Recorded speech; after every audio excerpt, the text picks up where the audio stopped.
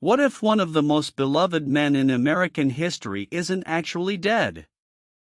What if Walt Disney, the man who brought us Mickey Mouse and Disneyland, had himself frozen in liquid nitrogen, waiting for science to bring him back?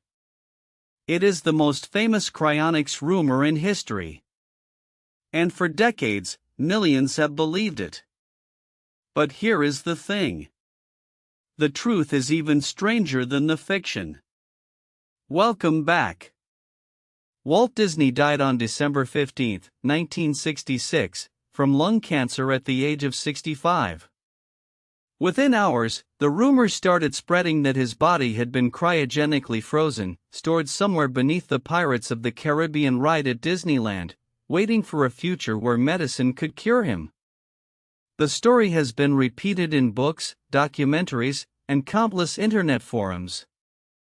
But was any of it actually true?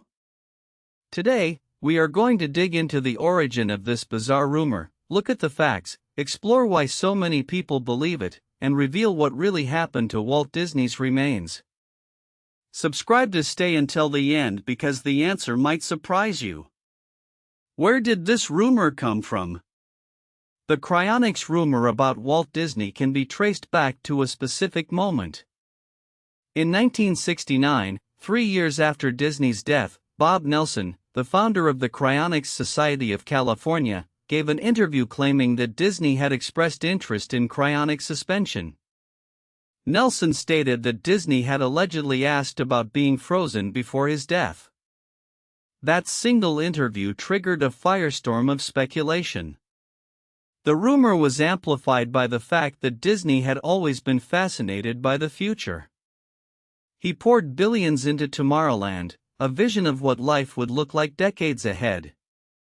He invested in new technologies, from animatronics to monorails.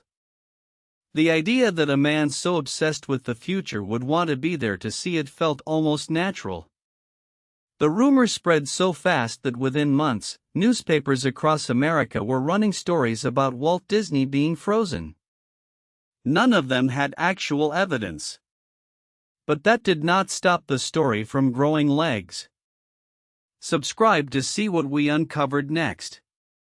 To understand why this rumor even seemed possible, you have to understand what cryonics was like in 1966. The very first human cryonic preservation happened just months earlier in January 1967, when Dr. James Bedford, a psychology professor, became the first person ever cryogenically frozen. The process was experimental, crude, and deeply controversial. Bedford's body was preserved in liquid nitrogen at -196 degrees Celsius. And he remains frozen to this day. When Disney died in December 1966, the very idea of freezing humans was barely a concept. There was no established facility. There were no proven techniques. The entire field of cryonics consisted of a handful of idealists operating on a shoestring budget. Some Disney insiders later admitted that Walt had indeed expressed casual curiosity about cryonics. He asked questions. He read a few articles. He even joked about it with friends. But casual interest and actually doing it are two very different things. Here is where the rumor completely falls apart. Walt Disney died at St. Joseph's Hospital in Burbank, California. His body was cremated just 2 days later on December 17, 1966. That is a matter of public record. His ashes were interred at the Forest Lawn Memorial Park Cemetery in Glendale, California, in a private niche. Multiple credible sources have confirmed this. Disney's daughter, Diane Disney Miller, repeatedly stated that her father was cremated and that the cryonics rumor was completely false. And here is the clincher. Disney's death certificate, a public document available from the California Department of Public Health, lists cremation as the disposition of his remains. There is no ambiguity here.